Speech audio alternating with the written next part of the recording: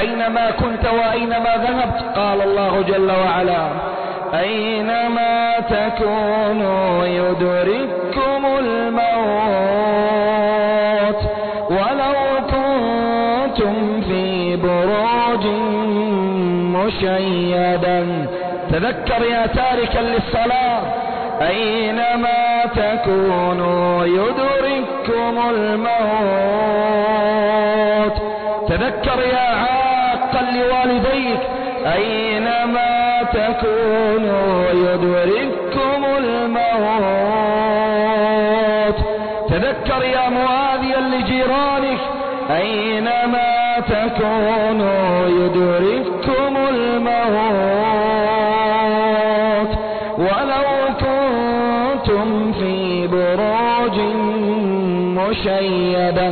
يا تاركا للصلاة، يا مخالفا لسنة رسول الله، يا مضيعا للطاعة، يا مقترفا للذنوب والسيئات، يا والجا في الذنوب والمنكرات والبوائق والسيئات، أينما تكونوا يدرككم الموت.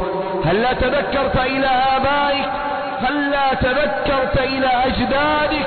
أين ذهبوا من هذه الدنيا؟ كل من عليها فان ويبقى وجه ربك ذو الجلال والإكرام.